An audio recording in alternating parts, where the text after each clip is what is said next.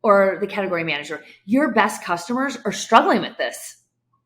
And so if they are in a situation where now they're struggling and they're wasting food and it's expensive, they're not going to repeat that purchase again, potentially, or they're going to start to really think twice.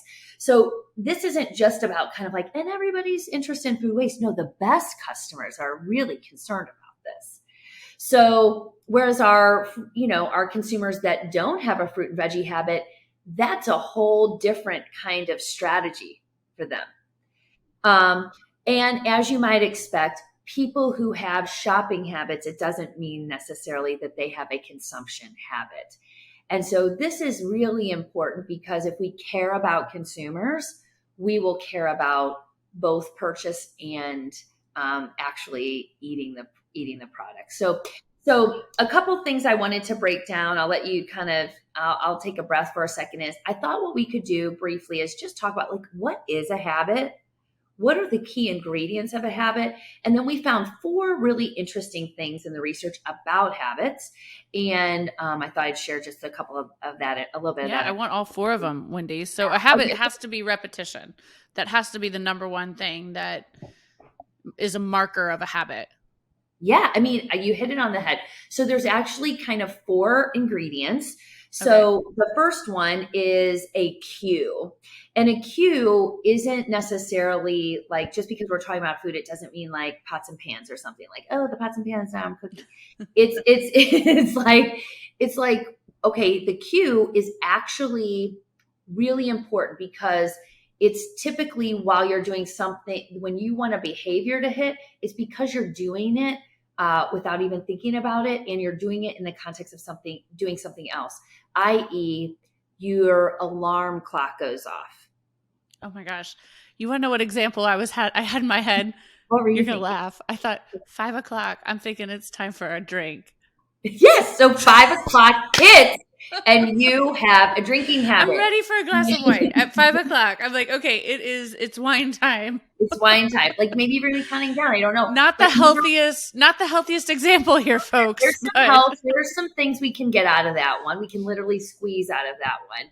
But you're on to something, because let's say the alarm clock goes off in the morning. A lot of people, the first thing they do without even thinking about it is look at their screen, and they're looking at like the headlines of the day or like a to-do list. Or let's take, I'll get to brushing teeth. Most people are brushing their teeth as part of like a cue related to other events. I just get out of the shower, I'm going to brush my teeth. Or before you put on your makeup, you brush your teeth because there's a reason you're doing this, but it's so automatic that you don't even realize it. So there's a cue is the first thing. The second thing is there's an actual behavior itself. Okay. It's not really it's brushing the teeth is the behavior. It's not, the brushing teeth isn't a cue. It's a behavior. Or in this case, let's say eating fruits and vegetables.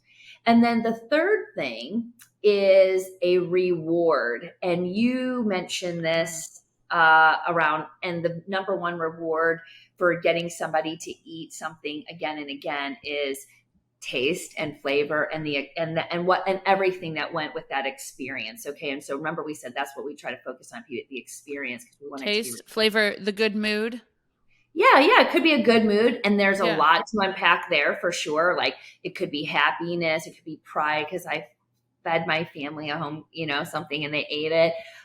It could be a lot of things. And then you brought up one of the most important things is repetition. And it's a lot of repetition before it becomes a habit. And this is if we can, and this is for the industry, this little comment is if we could go in the customer journey and from inspiration to putting it into the cart, to getting it home, to getting it on the table, what if we unpacked habit at every single one of those points and try to really think about how we get the habit to form. So let's take drinking coffee is an excellent example, or drinking wine.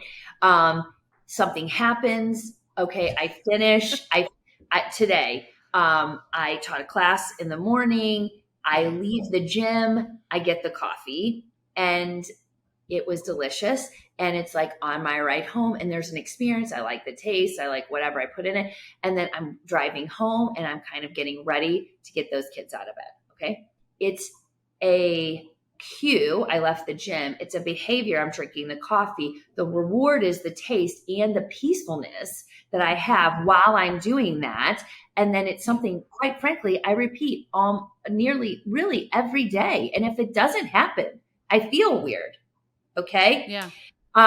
Brushing your teeth is another example. It's not the brushing the teeth, the cue. Some people brush their teeth after they get out of the shower. Some people do it before. Some people do it right after breakfast. It's the same. It's happening the same time every day. And it's a cue to do the action or the behavior. Brushing my teeth. The reward is fresh breath. I don't feel yucky in there. And then I do that every day, hopefully twice a day at least. So this is a habit. And so what we're trying to do is make things automatic. We're trying to make fruits and vegetable eating and deciphering these 4 steps as it relates to produce.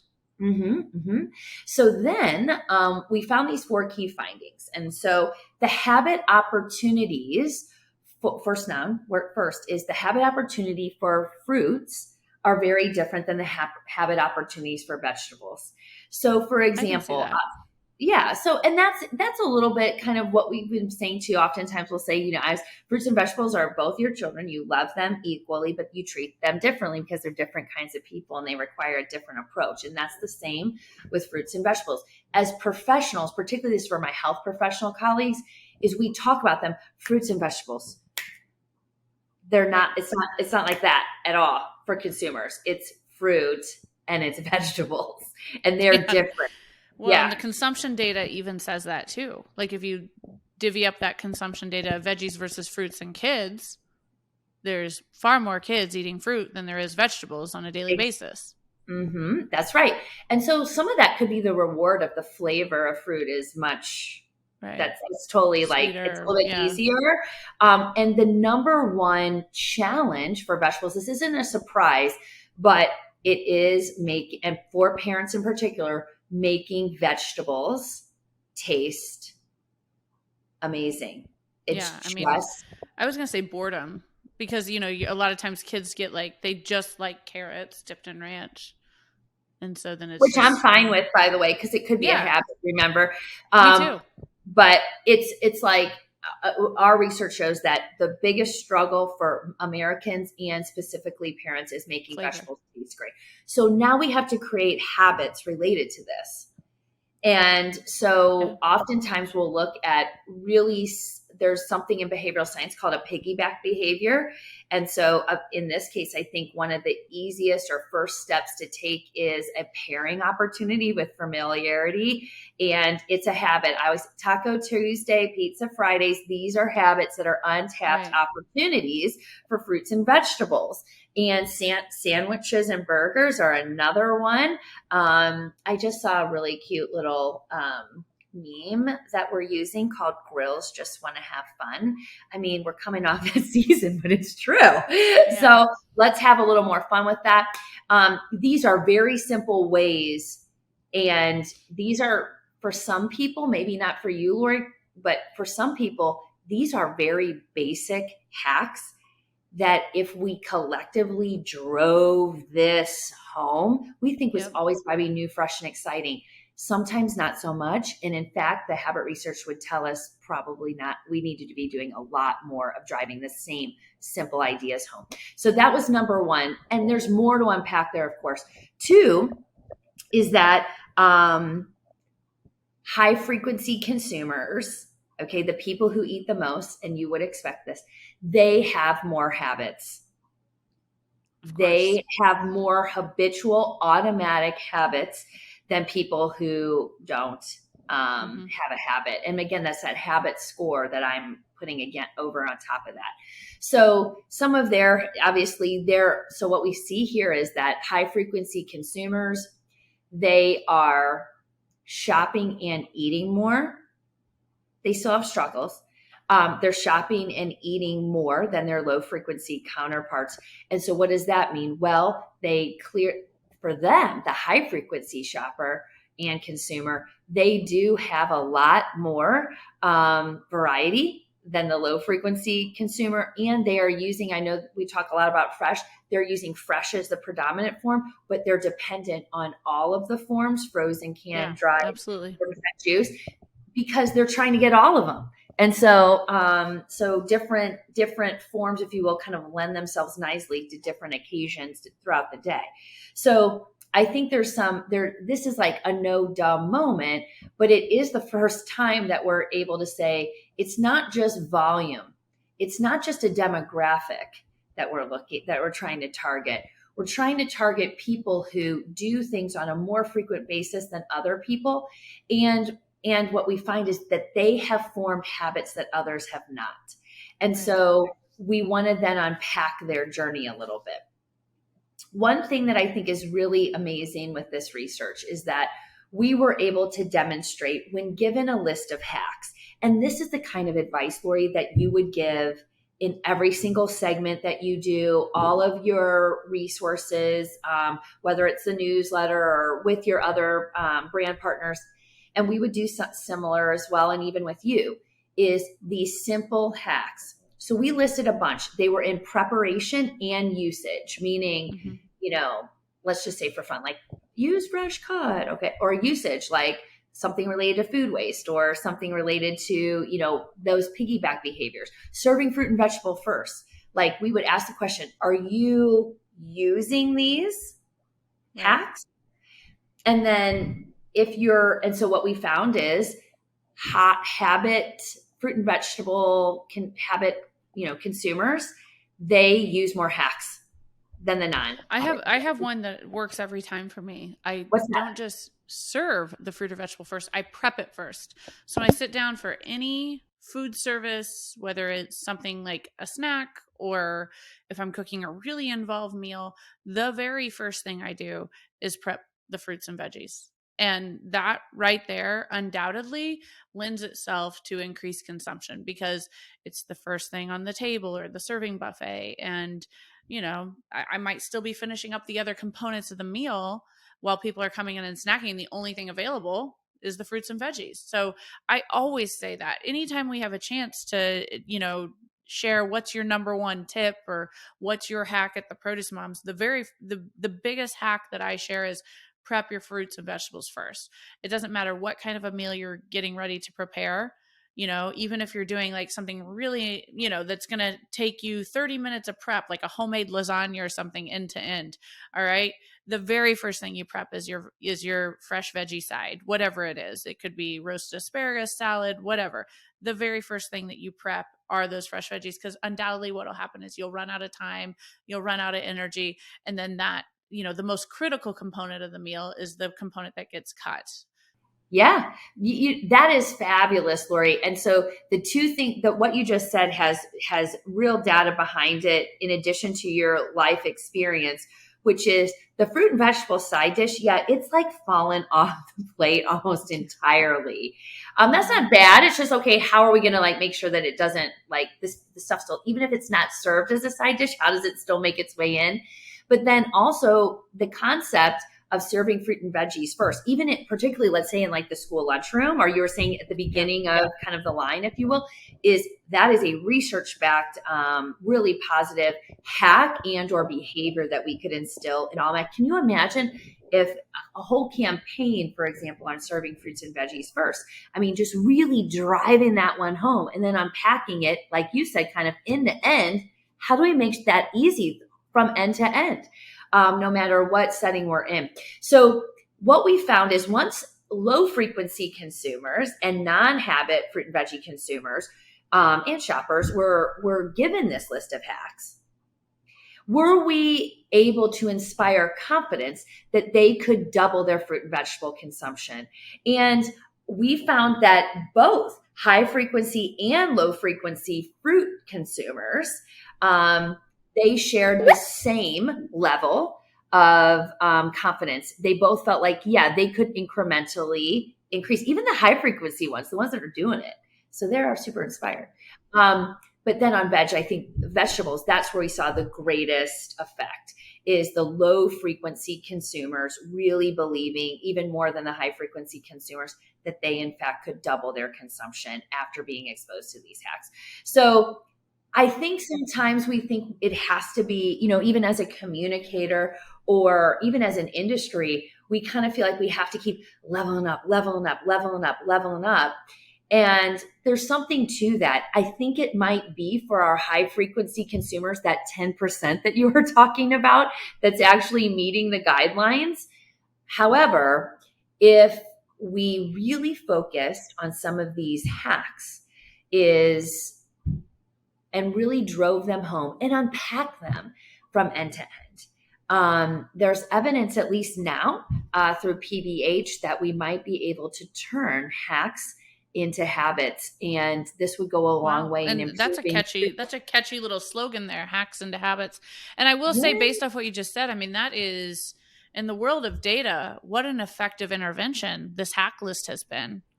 So yeah, absolutely. And I mean, we're using this hack list from the State of the Plate research. How are people eating today? And then, now let's ask people like, okay, which of these things are you actually using? Do we see differences? And we do. And then, okay, now does this list inspire you to double your consumption? Do you feel like it's more doable? And the answer is yes. Now, is this research fully published? We're looking at a mid-September release. So the first piece that we will release is an executive summary, and it'll be pretty in-depth. It'll also give the things that people are craving, like demographics and that type of stuff too, just the typical type of data, but then it'll really overlay the frequency data and the habit data as well. And then our partners will get full access to slides and even more information. Yeah. So Wendy, what's your favorite hack? Mine? I like yours. I'm into what you're saying. Fruits and veggies first, from a data perspective, there is totally something there. And I think even experiential wise, there's something there as well. I really want to give props also to, I think that hack can work also in so many settings. It can work for the home chef. It can work in restaurants. It kind of works certainly from a merchandising perspective when we walk into the store, for example. So I think fruits and veggies first is a big one. I'm a big fan though of taking also what people already eat. And this probably comes from just, counseling clients and things, is because what are you already eating, and not how do I make it healthier? I could be misappropriating healthfulness in someone else's culture. So I want to make sure that I'm taking what you're currently eating and adding fruits and vegetables to it in a way that's meaningful to you and that respects the culture that you were talking about in the very top of the episode, which is really important to honor and to be authentic around. And I think if we do that, that too will help improve the fruit and vegetable eating experience. I agree. Wendy, this has been an awesome episode. We're so glad to have you back on the podcast. Thank you so much for coming and celebrating the Fruit and Veggie Month, September, here with us at the Produce Moms podcast, and really for all that you do at PBH and Have a Plant. So you'll have the mic for final remarks, but let's make sure that folks know where they can go to learn more about the Have a Plant movement.